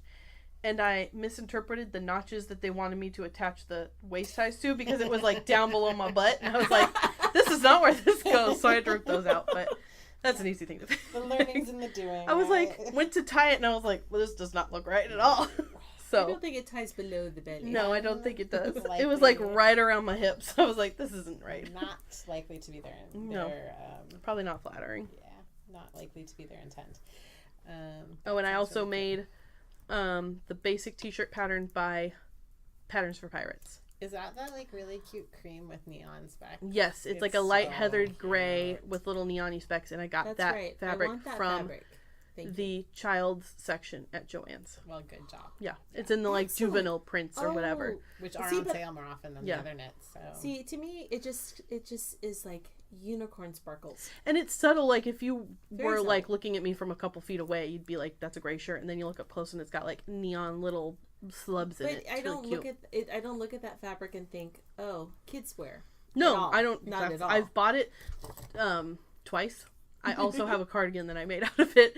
It was a little bit of a fail, and the sleeves are too tight, and I keep meaning to go back and fix it, so I haven't worn it, but We'll say I've never I loved it seen you enough that I wearing it. bought that fabric twice for 2 different projects. Well played. I will say one other thing about cashmere that I noticed in printing out, because I'm going to work, like I said, on the Dartmouth top, is that they separate so you don't have to print out a gazillion pages. They separate them by cup size. Mm-hmm. It's like, here's these sizes, but here's also the cup sizes. So it gives you She's got a lot of fit options. A lot of fit options. So I bought the printed version of one of her patterns, Mm-hmm. and that's the one I don't know the name of it. It's just a very classic. I think I know it's like a shirt dress. It's a shirt dress, but it has a full skirt. Yep. So it only I know buttons what you're halfway talking down, about. and that's another like classic my style Mm-hmm. dress. And so I'm happy that I don't have to deal with assembling. Yeah, that's what I worked on this morning, was assembling a pattern. I'm also just treating myself to the print shop size of the patterns that I bought online. How do you get them printed? So, Because I thought about doing this, but I wasn't sure where to go. So yeah, because first, Cashmere gives you lots of options for printing. They've got the print at home, the print shop. A lot of or ones will give you the print shop version. Yeah. And you can decide that before you buy it too. I think a lot of them offer Maybe. it as a feature. Cashmere, you get like a zip file with everything in it. So first I tried FedEx actually, and because you can just email them and they'll print it and you go pick it up, right? But I wanted to know how much, so I said, please quote me how much it would be to print this, and they never ever responded to my email. So instead, we have a local printer we work with at work all the time, who I was just like, I was making a joke, actually, like, because sometimes he's not that fast. So I was like, well, I'm waiting for this email from FedEx, so I wonder if I email this guy, how long it'll take. Right. And he actually was delivering some work we needed. And he walked in. I don't think he heard my snotty comment. So then I just asked him. And so it was definitely much faster. So he's downtown Ventura, Quick Printing Plus. And I think he's charging me $5 or $6 a sheet. So it's not cheap, actually, but I mean, it saves you a lot of work. What's the value of your time to have tape a bunch of pieces of paper together? And are the size of the sheets significantly larger? It's 2 to 3 pages per most of the patterns. Oh wow! So it's like $10 or $15. So you haven't invested a lot more. But also my time. Yeah. And also I'm not using up our ink, because I'd probably print it here. And I'm not using up the paper. I don't necessarily think... It's a pretty huge sheet of paper. I can show it to you. Having had to tape and print like 25, 30 pages. Yeah. I would say I don't think he's more expensive. No. Because by the time you get the ink and all the rolls and rolls of Scotch the same tape. day. Yeah. So the dress pattern that I printed last night, I think I printed it, was like 42 pages. Wow. Yeah. And it was this is one thing I don't like about cashmere patterns, is it's not a no trim pattern. Some of them print with a border that you have to trim and then match the gray lines together, and some of them print Patterns for Pirates is a no trim pattern, so they print all the way to the edge. Awesome. And it's got a cutoff line, so you don't have to cut your pieces of paper out first. I've never experienced that. That's worth going to their website. I've never done that. I usually just match up the grid and then trace or cut out after I match up the whole grid. So when the Cashmere Patterns prints, it's got like a 1-inch border all the way around it. Yes. Before the grid starts. So I overlapped the... Yeah, but then you have to... You still have to trim one sheet so that one is flush and overlaps. I folded. That's what I Yeah, so you either have to fold it or you have to trim it. The other ones, you just line them right up and tape it on. So I've been treating myself to the copy shop, and I'm going to a local printer. Nice. He's a good deal if you're in Ventura. Because I thought about doing that, and I couldn't figure out how to do it through FedEx without just ordering it. And I didn't want to pay $20 if I didn't know what it was going to cost. That's exactly so. And then I went there to ask somebody, and they were very unhelpful to me. Yeah, well, that's the other thing too. I've always had that experience. So Quick Printing Plus, very nice. Cute. Tell them Ann sent you, because sometimes I can be pretty obnoxious with my other job of what we need. So tell them or don't tell them that Ann sent me. I don't know. Try it out. One of you try one way, one of you try the other. But anyway, he's very nice, and he gets it done really quickly. And you just email it to him or call him and say, I emailed this to you. Can I pick it up today or tomorrow? And today he delivered them to me, but don't expect that. He was bringing not that service. Yeah. But so yeah, I ended up going with a local printer, and I feel like it's a really worth, because if if you're investing in an independently designed pattern, are we really trying to save pennies? No. Because the pattern is already $14. Yeah, we are looking for a positive sewing. And I always think like I could just buy the printed version, but then I have to wait. Yep. And it's still going to be faster if I have to wait till tomorrow when the printer's in to pick up my thing. So then waiting for it to be mailed to me. And I'm saving that designer that workload time, so maybe she can make something else cool. So, well, that's true. If you have the PDF, she actually gets a better profit. Yeah. And I used to think that these independent sewing designers were pricey, but I took a look at the McCalls. If you spend that on your patterns, you are not. You should never spend the face value on McCalls. Yeah. No. But I never spend the face value at McCall's, but I never actually even looked at what it was. And because Joann's had a sale where all McCall's patterns for like a day or two were like $1.99 or something like that, and like, so I bought 8. Yeah, awesome. But then I'm like, whoa, face value of this is $22. Yeah, so like if you actually need something and you're getting the 40% off, you're still paying like a pretty high. And for the amount of work for an independent designer to do all the sizes that like Cashmerette includes is a ton of work. Because so I'm like, it's totally worth it. Because McCall's is not all that many sizes, and they have huge machinery to do that. They have there's no reason that there should ever be that expensive. Yeah. I mean, independent designers, they're having to do all the work themselves with a small staff. What's interesting also, I mean, because I have talked about this before, that I don't follow the like politics of indie sewing designers much, but I don't know if you guys noticed the spring designs and Simplicity and McCall's are drawing a lot from a lot of the popular independent designers. Now, some of the independent designers are just drafting core pieces, but like I have been following the pattern, the hashtag breaking the pattern for named clothing, because I really want to buy that book at some point, and also just other ones like the Callie shirt from is it Closet Patterns? I love this Kalle, that shirt. Closet Case or something like that. Yeah, Closet Case, I think that's right. But with a K. No, I think it's C's. But anyway, whatever. The shirt is Kalle. Oh, okay. ALLE. Anyway, if you know what it is, you know what it is. If you don't, I'm sorry, I can't spell. So there's like a shirt a lot like that. Interestingly enough, by another independent designer who got like picked up by Simplicity.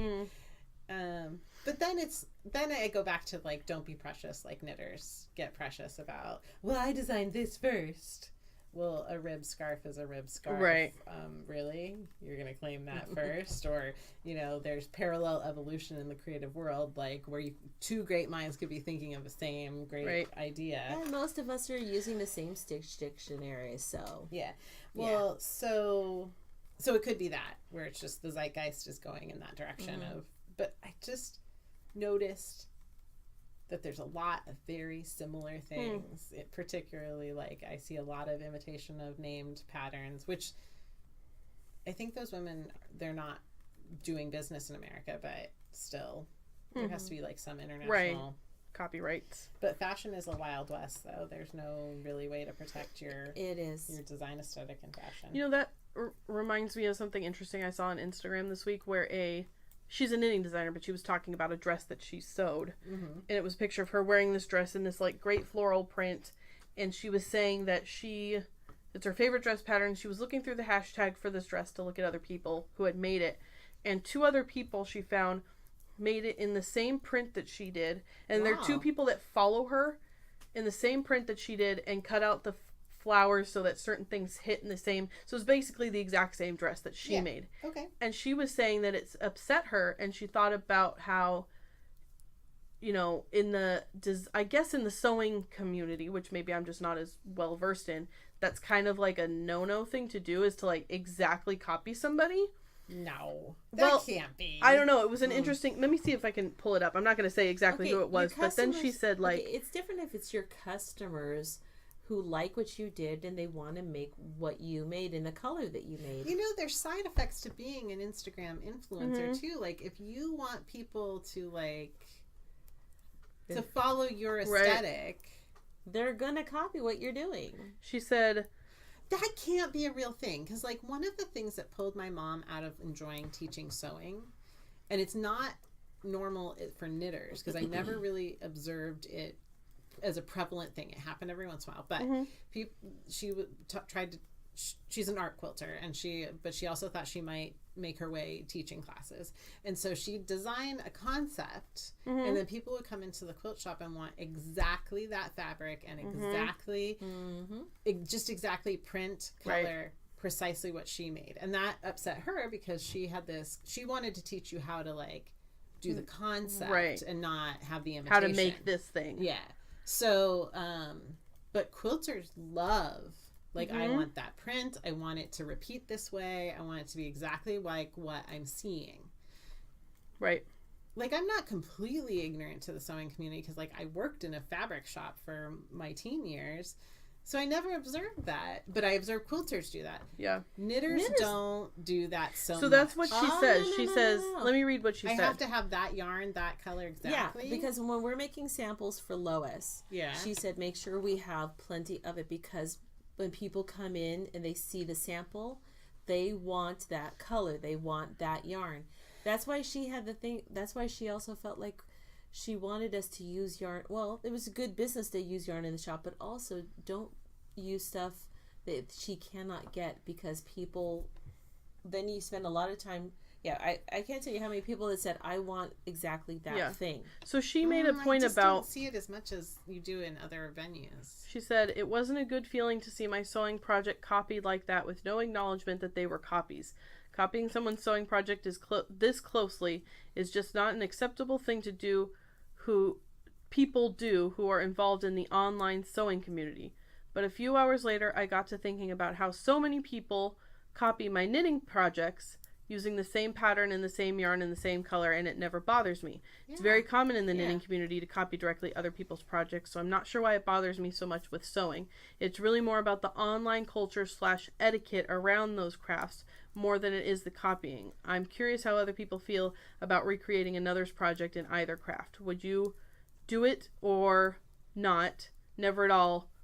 Do you not think it's a big deal?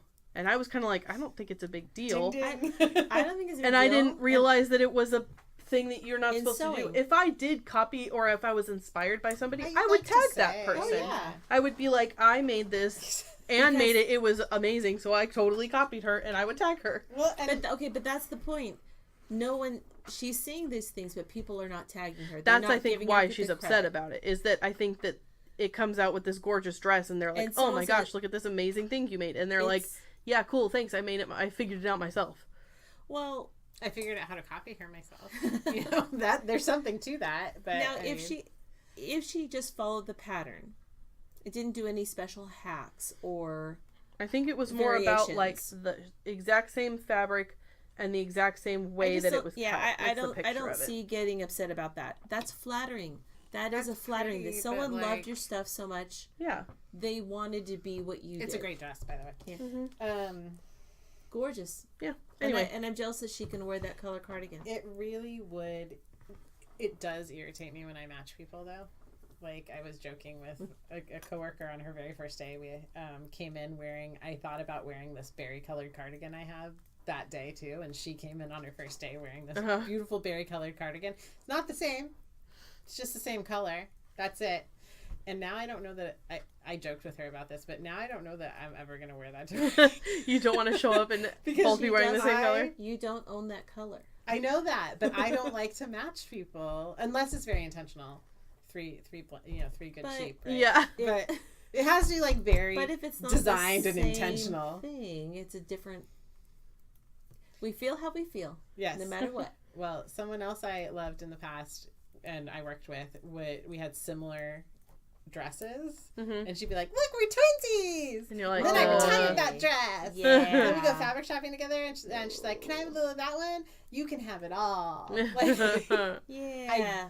I don't love matching people. I don't people like that because that is one of the joys of being a maker is that you can have. You're pretty sure you're not going to match someone else. You're not going to walk in and somebody else is going to wear the same Target dress. Okay, I get it now because you want your voice to be represented when someone's copying you, it's like they're using your voice for their thing, sort of. Maybe that's you too probably deep made thinking. it more concrete than it really is. I think it's a very like lizard brain reaction from me. So or just like, that's mine. Ah. Get off my stoop. Yeah, like I'm being a toddler and Yep. Oh, wait. It's weird. You're not like giving more like a deeper meaning to that. I didn't. Oh, was that a question? Or? We were supposed to argue with you. No. No, Anne. No, of course not. Of course, you're not being a toddler. Like I was being a toddler. Anyway, So- I just thought that was an interesting That is thing. very interesting. But I also think it's I guess interesting. I'm oblivious to it because I think more like from the knit world perspective, not so much from the sewing Which is why world maybe I was perspective. like, I never knew that was a thing. And also maybe I was glad that I hadn't done it to somebody, but also I just don't think it's a big I deal. don't think it's a thing. I don't know. See, that's It's interesting. a thing for her. Yeah. Because I follow Sarah Lawson's Sew Sweetness. She has a Facebook group. It's a lot of the sewing groups are a closed group. They may have a few questions before they just let anybody in. Mostly to keep people there that are of like-minded. Anyway, so people love to share their bags and their hacks and their different things, and they get really flattered when people say, "Oh, I love that. I'm going to steal it. Just letting you know." Thank you, because it's awesome what you just did. But I guess in that way you're still crediting them. Also, I don't know. It might. I probably I would've wonder stepped how on those someone's two toes, I don't know. followers feel. Yeah. I mean, Yeah. it's just interesting because like we're considering the designer's feelings right now. Yeah. So I wonder how those two followers feel being called out that they did this thing they may or may not have intended to harm her There with. might be an etiquette that should have fell into place Most for of that. That's interesting. most of the comments that I'm seeing, she has a lot of comments on this, so there's a lot of things to read. I'm just sort of glancing through. A lot of people are like, I think it's fine. I don't think it's a big deal. Imitation's the best form of flattery, sort of. But there's also people who are like, I would probably be irritated if they didn't tag me and say I was inspired by you. So yeah, it's sort of fun to get that, but not everyone craves that. Like, so I wonder if she were tagged by these people and she said, and they said I was inspired by you, if she would then be upset that they copied her. You know, if they had given her credit, if she would still feel the same way. How did she find out? She said she was looking through the hashtags of that and noticed, like, that looks exactly like my dress, and then saw. But anyway. Well, there you go. Did you talk about what you finished? no, Oh, talk about what you finished. I have I see something over been there. trying to diligently finish my class samples. Yeah. We're only 2 weeks since it's been announced, so actually I'm doing a pretty good job. I finished my scissor case long before class, at least a week before. And Maybe before that. I think Was Quillo that was last done night? too. It was last night. Was It it was fun? great. I had Okay. 3 people in it, a husband and wife, which I dearly love. That's awesome. Just a public service announcement. If a man shows up for class, please don't quiz him if he's in the right place. He was in the right place.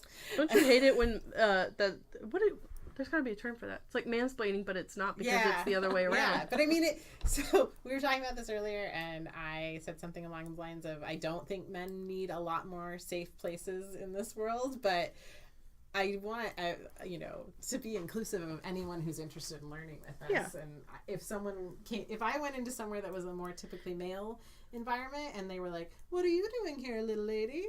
Which happens all the time. When does that not happen? But I don't like it. So put out in the world what you. Well, you are a underprivileged person in that environment. Yes. They are underprivileged coming into this environment. Yes. So it's the other side of the coin. But there are judgments made. But that's awesome. That you took Without the class. actually, when people see, I remember in the yarn shop, when people see men coming in, it's the assumption that they're there looking for their wife, that they don't have a place there. And it's like, you know what? Lots of men are excellent. We can discuss with- gender yeah. politics and knitting for a Yeah. future episode. Yeah, That's a yeah, big yeah. But can of anyway, worms. it was a PSA, Anyway. quick PSA. Anyway, if it's my class, please don't. Oh, of course. Really cool scissor case, and it's something I've always wanted to make. I think my son made me one. It's really sweet, but I have a lot of scissors, so I needed more scissor cases. Very quick, easy thing. I made a Quillo, and it's really cute. It's A quillo is a blanket that has a little pocket that you fold in on itself and foldy, fold. It's a fold quilt the and a pocket. pillow. It's a quilt and a pillow. Fold the pocket over, and voila, your blanket's put away, and you have a pretty throw pillow. I made them for my family, and we love them and use them the most of anything I think I've ever given my family. Wow. And I have unicorns on one side and cute, sparkly, not glittery, but just kind of sparkly stars on the other side. And I finished a dress for my daughter. Mm-hmm. I talked about this kitty cat fabric some time ago. It's pink background with like swirls of black and white kitties that I said. Is that what you got it? Mood. One of the fabrics I got at Mood. I'm doing a good job. I've like really been moving through my Mood fabrics. So she wanted to wear it to her birthday party, which was on the 31st of March. And I whipped it up and finished it about 2 hours before the birthday party. That doesn't surprise me at all. Simple pinafore, very simple t-shirt. Sure. And I actually had like a different one where she picked the fabric out, but I was really tired working on it one night, and I was making really dumb mistakes. Like I flipped over a piece where I'd like carefully cut everything out so all the bunny heads lined up right, and then I sewed the lining piece to the outside, and it was just stupid mistake after stupid mistake. So I stopped, tucked it in my project bag, and went home, and I can't find that project bag right now. Uh-oh. So I actually started maybe a month before her birthday party, and I just can't find the pieces. So I whipped up this secret kitty fabric, and I brought it home, and we're all hustling to get everything to the party place. And then I said, okay, get ready to get dressed. And I pulled out this Hypno Kitty fabric, and she's like, Mom, it's so exciting. She's like boiling over with joy. And I said, oh, I'm so like, you're loving this fabric just the way I hoped you would. And, what I was telling people about this fabric is if you ever learned that this fabric existed and that I knew it existed and didn't buy it, that you would just suddenly stop talking to me. And she's, now 8 years old, and she says, yes, Mom, that's exactly what would have happened. Exactly that would have happened. That is exactly right, Mom. Yeah. So I know that girl. I want to give credit to the person whose sewing case tutorial we worked with and uses our jumping off point. It's Miss MISS Sews It All, and her blog is sewsitall.blogspot.com. Really smartly designed sewing case, scissor holder, and it was interesting. Everybody quilted theirs in different ways, and that's fine. Used Does it different have fabric. interfacing in it? No interfacing, but batting. Thin cotton batting that I used from my pot holder class. Fun. I'm almost done with my Perfect Fit pants, which are McCall's Palmer Plush pattern. That's a 2-piece pattern. But I need to change my invisible zipper because you can kind of see it, and it's a caramel color and a dark brown fabric. It's not as invisible as it. Yeah. So there's like a little gaping, so it doesn't. It amplifies that it might not be a perfect fit, which it is. Right. I think I changed my mind on that. What if it's a if you're gonna make them? Yeah. So Karen, bless her heart. So I mean, actually, we should get credit for finishing fitting Karen's jean pattern. That is something we both so much work. Finished fitting the pattern. So Palmer Plush is this tissue fitting concept that's been around for a long time. She has books, at least 3 different books. They 80s or 90s was the publishing date on them, and then there's also McCall's patterns that use the idea. And so Karen has a Palmer Plush jeans pattern. Wrong pattern. So cute. It's reviewed in the most recent Threads magazine. And it has like a yoke and then a cute little petal waistband. I don't know if that attracts you, but I really like the little scalloped waistband. But probably tissue fitting, using the technique of tissue fitting for jeans. Pants on jeans is maybe not the best place. Maybe I Like, should.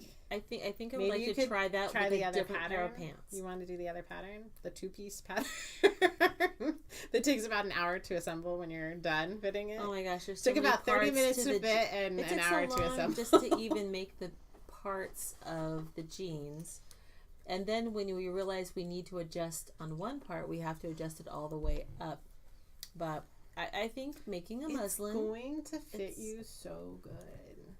well, and then there's the when will you cut realist. them out? I think this the hardest part for me was realizing, because I make all kinds of clothes, but nothing that has a fit.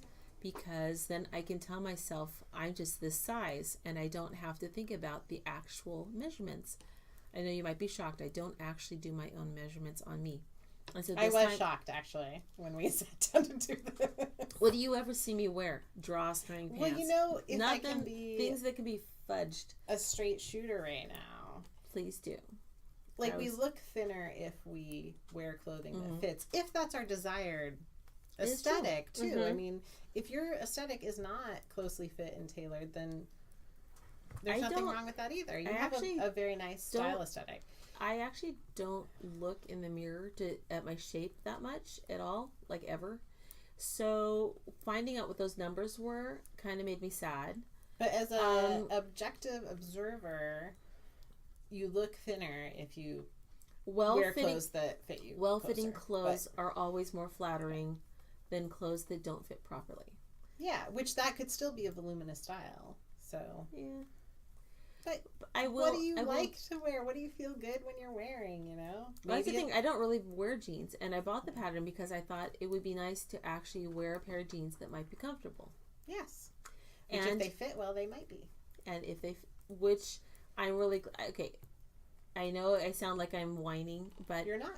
and being unhappy. But on the other hand, I am really, really glad that we did the tissue fitting, because I would have cut out fabric and I would have had a failed pair of pants that wouldn't fit me, because I would have said, well, I think I'm this size. Mhm. I would have said, well, in regular clothes, in off the ready to wear, Oh, yeah. RTW, in ready to wear, I'm this size. That So doesn't I mean guess anything. it means Yep. nothing in It patterns. really means that's a really hard thing to wrap your head around Mhm. Yeah. when you're getting into sewing, is embracing that being but it's, I mean, it shouldn't be hard for us because we acknowledge that as knitters, Mhm. that if you have the right gauge and you're making the right size pattern to the desired finished But product, it you're going to feels have more success. emotional when it's sewing. It does. I don't know why. I'm not so sure either, but I think it's because you're more in contact with that size number. You're like, you see it when you're cutting out your pattern, you see it when you're tracing your pattern, you see it all, like, maybe you, because when you're knitting, you pick a size and you're like, okay, that one, and then you Mhm. never have to look at that number yes. again in the rest of your knitting project, really. It's But true. when you're cutting out fabric and stuff like that, you're more faced with the number, Yeah. but And- it's a number. And I Yeah. don't shop very often, Mhm. because when I pick pieces I like, and then I wear them to death. And then so I could go years without really Acknowledging. that my shape has changed over the years. Mm-hmm. And I mean, my shape is my shape. I feel more comfortable with it, because I'm more comfortable in my own skin than I used to be. I think I tell myself that, and then Well, that's how you make a truth. Yeah, you have to keep Like, telling yourself yeah. that. and then I went to go fit myself, and I realized I'm not You that know, fit. But then you said something really kind that I never even thought about. You said I had a very nice waist, and I never You thought really about. do. You have this. Karen is very hourglass. Mm-hmm.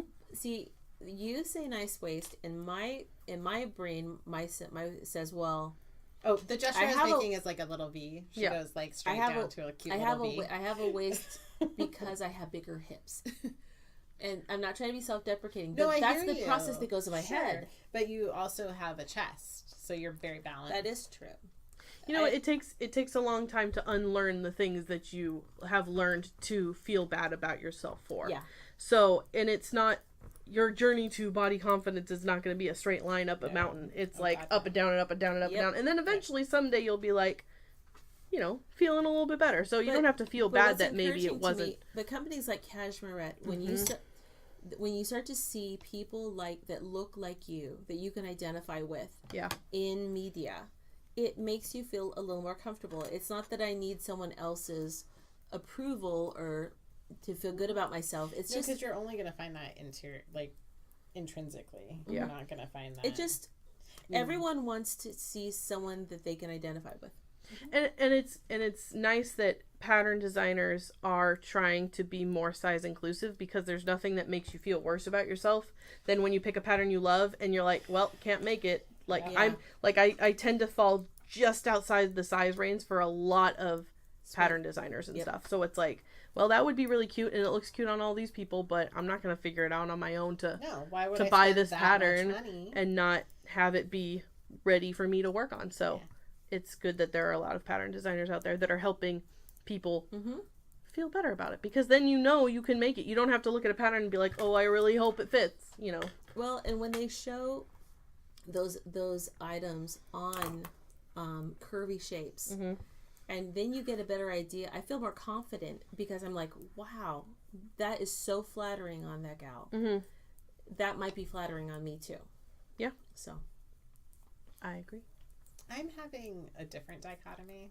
Okay. Where I'm like following a lot of different size and shape women who are practicing body confidence, and I look at their Instagrams and they look so pretty. But then I look at my own same kind of imperfections, and I cannot see those as beautiful. I'm like, all that beautiful luscious flesh and those whatever shape you are, and I'm like, how is it that I look at you and you just look so deliciously luscious and beautiful? But I'm not looking at the parts. I'm looking at the overall package. Like when I see this cashmere pattern, I like that they're showing it on two slightly, I mean, they're both curvy, but they have curves in different places. Yeah. I think that's another important thing to acknowledge about curvy is we're all curvy and we're curvy in different ways. Or maybe you're not. I have a friend who wants to make a cashmere pattern. She was like, oh, that looks great. Can you help me pick a size? And I was like, yeah, sure. So she sent me her measurements, and she's not curvy. Yeah. And those patterns are written for curvy women. So I was like, well, you would have to grade it down to like your size measurements to make it work, or maybe that's just not a pattern meant for you. And that's okay too. Yeah. I mean, it sucks. You wish you could make everything, but a pattern designer can only do so many things without spending $100 on a pattern that you'll have to buy. But it's interesting, like what you were talking about, Anne, about how you look at someone and you're like, you look awesome. Yeah. And that person can look almost exactly like you. Yeah. And then you put on that outfit and you look in your mirror and you're like, what the hell am I like? I was at like Old Navy or whatever, and I was looking in the clearance rack, and there was this really cute romper.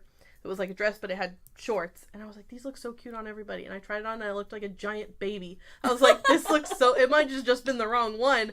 But I was like, I'm going to try this on. It's going to look cute. And I was like, oh, no, this is not cute.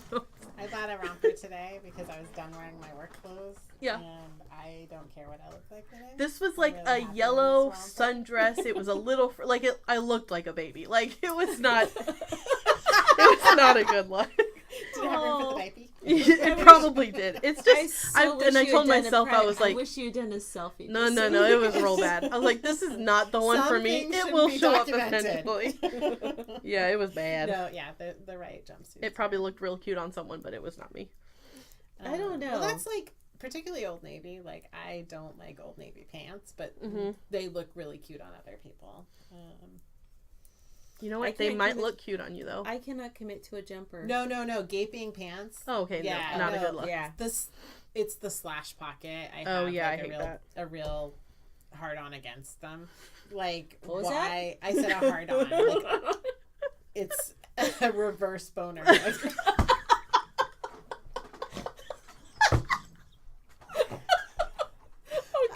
I think that's called a hard off. That's what I mean. But I feel strongly I have a reverse boner for Old Navy pants. Yes, folks, it's after it's 10:30. Well, we're outside of prime time. Strong, intense feelings. So I feel like I'm not going to recant my words. No. Like, the slash pocket doesn't belong on any women's clothing. No. So the women I'm jealous of have very straight hips. Yeah. And I posted that on Weight Watchers once on the forum, and I was like really rocking the smallest size I've been in a long time. And helpful, friendly, lovely people on Weight Watchers who it's usually very positive. They did not want to join in on my strong feelings. They're like, "Oh, you could get those pants and sew it closed." It's like, how about they don't make them that way? Why should I spend money and don't tell me what I can do? I know. I'm like, thank you. I know. Well, what were we talking about before? I don't even know. Oh, things we finished. we We finished great shaping Karen's pattern. And it's interesting when we were doing it, like there were curves that you really, really massaged, but it was like, are these going to work? And then we put the tissue on it and it fit you perfectly. And it was interesting the way the lines went. Cut it out already. I want to see it. I bought a pattern for a pair of pants or a pair of jeans from Cashmere because I thought if anybody's going to make a pattern that is going to work, I know that I've used them before. So I bought her. The Ames jeans. Yeah. I have that pattern. Yeah, I just bought it. Maybe we should try fitting that one. Okay. Do you have the printed version or do I have to print it still? I have the PDF. Okay, me too. I was And hoping you had the printed out copy version. I could shop. cop it. Copy shop. Yeah. Well, That's like someday maybe I'll make some jeans. Yeah. That's a lot of Yeah. work. Well, That's an old goal. Yep. Like I used to be obsessed with that in my 20s, and I don't know that I ever did it. I was I don't hoping want to it do it anymore. before May, but I don't think that's going to happen. Because you wear them a lot. I right? might actually. I hope so. I might actually print it out and do the whole tape and stuff. But once I spend all that time taping and piecing the pattern together, I will never do that again. I will trace over it. So you are welcome. Since you actually own it and I actually own it, You'll let me trace it? I'll let you trace it. Thank you. So Save I'll save it. you. I have, well, it depends on, well, I guess that doesn't matter.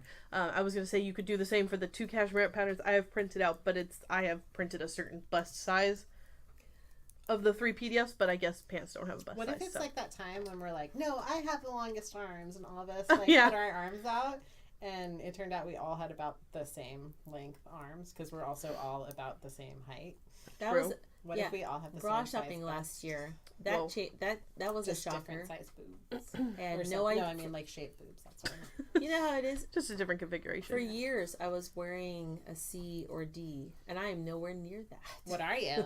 Let's share. I'm like- I mean, They Are said we I cool was with between. that? I was. I can't wait to tell I'm you okay. what I But am. it's a number. It's just a letter. I can't wait to tell you what I am. I feel like I'm 12 right now. Oh my god, your mom let you wear a bra? What was it like? You're fogging up your I know. glasses. You're laughing so I'm hard. laughing, crying, and my glasses are fogging up. Okay. They couldn't fit me. I'm in between. Oh, what is it? I'm in between a D and a double D. Oh. But the double D's are too big, but the D's too small. What if you went for a double D and a certain style cup, I wonder? Yeah, I go very conservative with a cup. I used to do the push-up, but I've got plenty. I don't need them pushed up. They just Full sort of... coverage is all that I am about. Yeah. I've decided that I like life is too short to wear anything with an underwire anymore. I'm amen to that. Cool with underwire because I like the way it makes Yeah. me look. Yeah, But until the underwire wears out, and then it Right? pinches. And then it pops and then it stabs you in the boob. And then That's when the I worst. just I go hate that. Yep. and pull it out, and then I save it like I'm gonna make a bra someday in the future. Yeah. I still So have... right now I actually have one no underwire cup today and one underwire cup. And if you study, We should do late night recordings Actually- more often. Okay, so I technically have underwire to... Remember that I went through a phase where you were I gonna have make your fabric own bra. to make a bra for so you. I'm a little obsessed with that, and I think it might be the same company. I've been meaning to ask you. Is it Madeline? I have to look. I bought all the Simplicity patterns for her because I got obsessed with her Instagram and her bra making tutorials. The They're ones like I in was doing was on Chicago. Etsy, and I cut out the parts for the bra, and I took years because I didn't have the courage. You know, there's not that many parts to a bra, Yeah. and I didn't have the courage to make it. And then 2 years later, and many pounds heavier, my bra size changed, and so I finally made it, but it doesn't fit. This girl I need to find a smaller looks gal. adorable. She looks Yeah. great. I don't think I would let myself be photographed wearing this, but she looks great. So she's like, but you got know, a smile on her face. But some of the beauty is the confidence. She's Yeah. so radiant in who she is, in her own skin, and that also is beautiful. so she's wearing this really cute blush Like bralette a bralette. with like a really wide elastic band. So the elastic's part of the decoration with roses on it. And you know, we're probably about the same size, like maybe a size 16 or so, and looks gorgeous. The person who made me obsessed her screen name is MMADALYNN. It's Madeline Intimates and Lingerie, and she's got a whole bunch of Simplicity bra patterns, and she sells kits to make those patterns. You don't get the pattern, you have to buy the pattern separately, which is like, fine, I'll buy the $1.99 Simplicity pattern. I took a couple classes on Craftsy. Yeah. So, and I own them, and the gal who does it, she's out of Canada or some Northern American state that's close to the Canadian border, so they're practically the same thing. But she really talked about even how to adjust them. But it's like, well, you can adjust so much for small micro adjustments for fit, but when you grow 2 sizes bigger, you can't really add more to the cups that you've already cut. Make a new one. Well, so there's a bra company I'm sort of interested in, but I keep chickening out about buying their stuff. And their website is, they like guide you through what shape are you actually, and like, are you close together? Are you spread apart? Do you know, which way do things point? And I think that's a big part of getting the right fit is acknowledging that part of our bodies is not the same shape on every woman. And not necessarily the same shape as you get older either. Yeah. I'm not going to look up the name because I'm not advertising for free for people. So, but you've probably all seen it in your Instagram feed. And so it's like interesting to see if you go to their like, show me more, that they guide you through the actual shape things. Dang, Katie, you're almost done with that just since we've been recording. No, I just started the front. Double D here too. Oh, With me an too. Oh my god. What if it's true? The 3 of us are all the same. Okay, so arms, same. Although I can't be entirely sure We because I've measured it. not been properly or professionally measured. But Fair enough. But you can get different. We should all go to like Althea's or one of the bra making Road trip. places and to Main Street, Midtown. Yeah. Midtown. That's really funny. I called it. Make the time mark when I called it. Now I know whose wardrobe I'm gonna read from. Yeah. 'Cause you two both dressed great. You too. Well, guys. So we kind of organically moved into we were gonna talk about making sewing for things. Me Made May, Yeah. but we're doing Me Made May this year, meaning in May you wear things that you made, and ideally you wear something you made every day. But or a goal that you set for yourself. yeah. So we were going to talk about things that we have sewn in, but I think we kind of already did it. Yeah. I think we talked about the things. You seem pretty well versed in the founder of Me Made May and like who that is. So I've been told I say that too often, but Anita, you know who you are. It's not me. There's a website called SoZo.blogspot.com, and that's SOZO. What do you know? And how it began was she was back in 2010. She was the gal from, what is her name? Her name is Zoe. She was in Spain, and at the time it was getting into making her own clothes and thinking about the meaning and motivations behind making your own handmade wardrobe. And she wanted to see how far she could rely on the items that she had made. And it also gave her a push to try some other types of garments that she'd never tackled before. And the reason why she started doing it every year is the idea is that you try to focus on the things on your wardrobe, so you don't just put on clothes that you just have had all year, but think about the clothes that maybe they're clothes you've made, but you look at your wardrobe and how it was formed and decide are these, you know, maybe you love these pieces, maybe and you wear them out, or maybe there's pieces in your wardrobe that you haven't worn for a lot, but you realize it's because you don't reach for it because it's not what you want. And it's just a way to be, for the month of May, being conscious of your clothing. And probably it's kind of late, so I'm probably rambling. No, you're doing good. Integrating them into your life. It's kind of a challenge, and it's a challenge, but it's not a challenge that someone else sets for you. You set the challenge for yourself. And what you do is throughout the month of April, you started April 1st, but through May 1st. And I think you might, even if you don't get to the website and sign up, whatever, you're just doing, there's no one that's going to... I'm sure she's happy if we participate in spirit. Yeah, I'm not going to go and sign up because I just... Well, there's no... I'm not going to, There's no real benefit. You're not going to get a sticker. Right. There's no... I'm going to set my own personal goal, and... That's the point. And I'm going to hashtag the heck. Yep. I think I'm going to post an Instagram story of what I'm wearing each day, and then by the end of the week make like a collage of the outfits I wore that week. That's my idea. Yeah. And that's great if that's for you. If that's not for you, you don't have to. Like, I probably will not take the time to pick out things I've made, but I actually wear a lot of what I make all year long. But I'm going to put a little more thought into...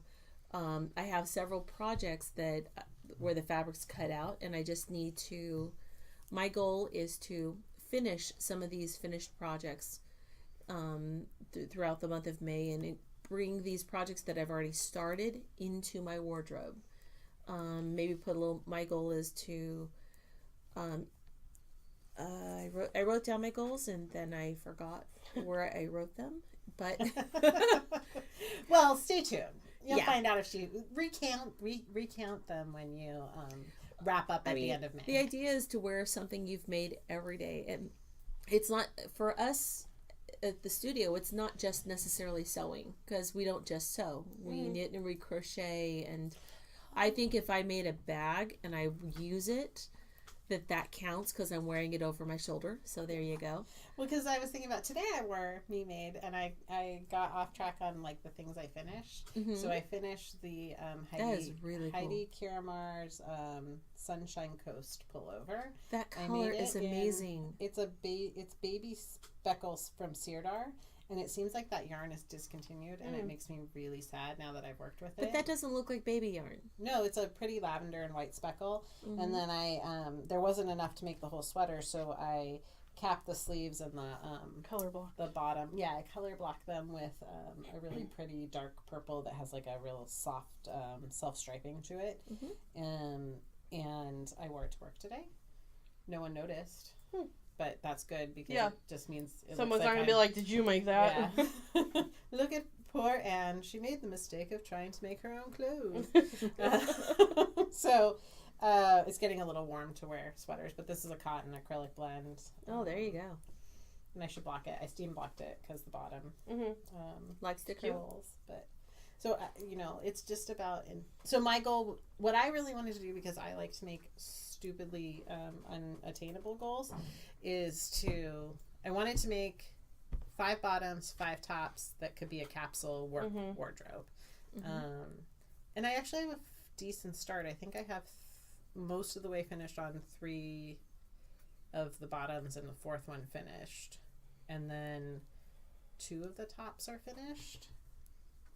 So if I work real hard we actually from today we have... And you don't necessarily have to have it finished before May 1st. Well, because I want to do it as capsule. That works really well for me, and I just feel a lot more do you in find control of my morning. It simplifies. It says these are the pieces I'm going to focus on this week, so you don't start pulling everything out and trying to...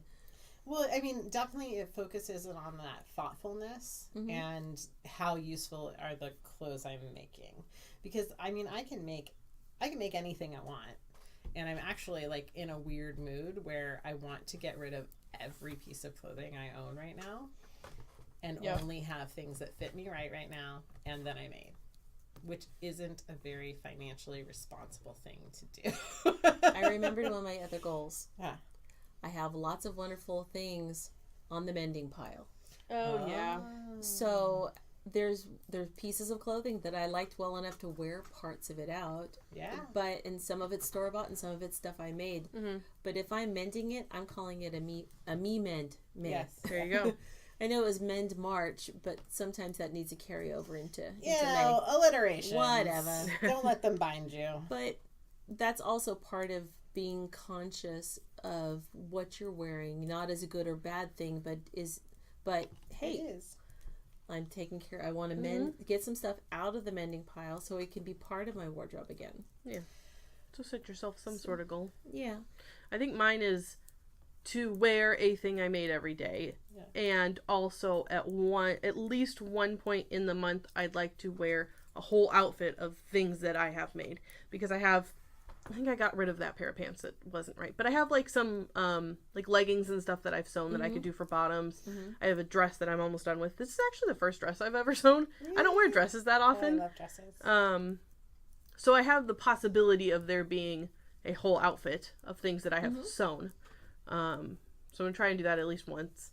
If I get the jeans done, then that's gonna be a lot easier task to. Maybe I'll do that more often. But at least one thing that I've made every day. Could be sewn, could be knit. And then I'm also going to let myself call my purse that I carry every day that I made count if I really can't for the day. So I made this. Absolutely. Then that's I'll wear it around my neck. Yeah.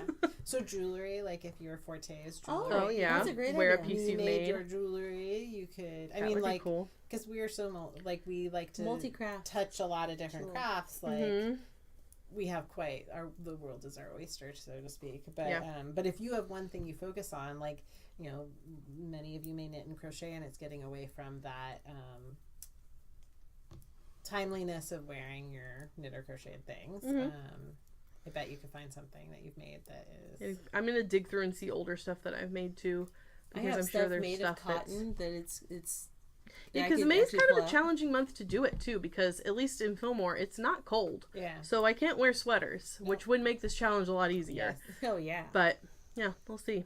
I have a couple knitted tops that I've made, so maybe I don't know. Or We'll maybe see. that temperature challenge will lead Me to think I should yeah. knit more things that are weather appropriate. No, like you might try a different craft.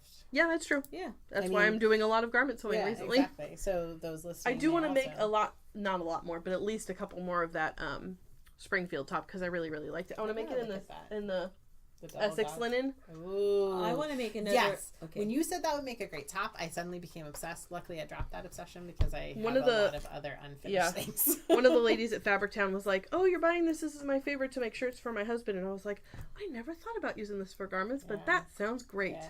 So I'm gonna at least do that before May starts, because I'm very excited about that shirt. Hey, I wonder if the downside of making a really great top as a class sample is You can't wear it. You can borrow it. I mean, nobody's here on Wednesdays. I've We're borrowed on it. Tuesday. I've borrowed it. If I borrow it out of the studio, people will not see it to sign up for the class. Yeah, Just but got to you're be careful about fine. when you Yeah. borrow it. I could- Or you make another sample. I want to make the asymmetric tunic by Indigo Junction is a fabulous. It's a tunic or a dress, tunic or a top. But you could easily change it to make a dress. I just want to make a gazillion of them. Mm-hmm. I saw a hack where they had sleeves, but I actually like it.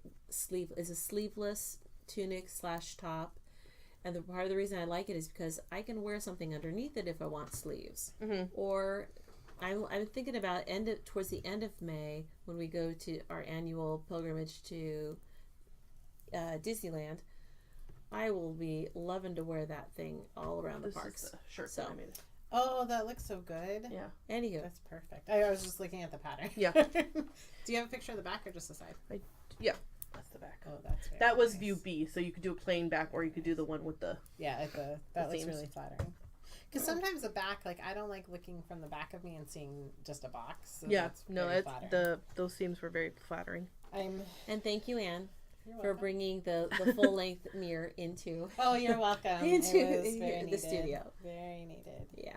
And for the coffee maker. You're also welcome. It's just been sitting idle at home because we just don't drink as much coffee at home. Like when we got a hot water dispenser at home, I just drink a lot more tea instead of coffee. I can get some decaf Keurig. Another pods. thing Anne's gonna bring us is a photo prop background Oh yeah, for Me Made May. It's actually like here in the car, but So, I'm not gonna dig it out right now. If you come to the studio in something great that you've made, you Could can say use great. our photo background to take a great picture of your outfit or whatever, or maybe let us take a picture of your great outfit and we maybe post it. And I'm going to use it myself to take pictures of stuff too. So I have a phone stand that you can attach your phone to. Ooh. So I might try and remember to bring that in because that would be sounds helpful. You know, I have a tripod So- I'm not even using. There you go. We could. You can put a phone. I on don't it? know if you could put the phone on it. You can put This the has like a camera on. clip, so it's like a tripod with a clip to Oh, hold it's your cell specifically phone. for your. That is so. We want to support you in your Yes. In your documentation. We're going to be very excited when we see you in May wearing the things that you've made. Yes. I mean, we already get excited when you guys bring in wear the things that you made from our classes, but I will be super super-stoked to see you participate with us. Yeah. So. Well, we just hit the 2 hour mark, so we should Aren't probably you wrap guys it up. So lucky you got 2 hours of us this time. Yeah. Are we going to talk about Thursdays?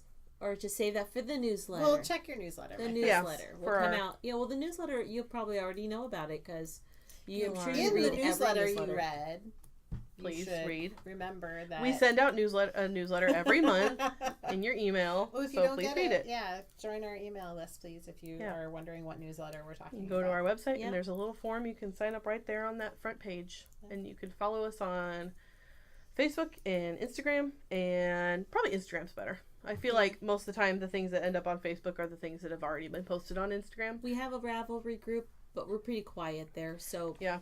I mainly Instagram's made that usually- group just to save the name without really intending to really use it. So if you want to follow us on social media, Instagram is probably the best place for and that. if you're not sure about, we already talked about the Instagram. Yeah, I'm Well, teaching a class. If you hear us talking about Instagram and stuff and you want to learn how to use it or how to better use it, I am teaching a class on that. So Instagram 101. Yeah. I highly, highly recommend any of these how to yeah, do I social did anything from Ravelry Katie. 101 and now I'm doing Instagram 101. So Mhm.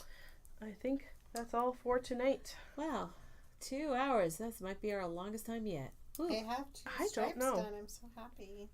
Yay. I figured out how to do that weird decrease. Rock on. I had to go to Are we a going to say website to goodnight show me. first, or are we going to keep on talking? Oh, no, we should probably say goodnight. Okay, good Okay, night. bye guys. Say goodnight, Gracie.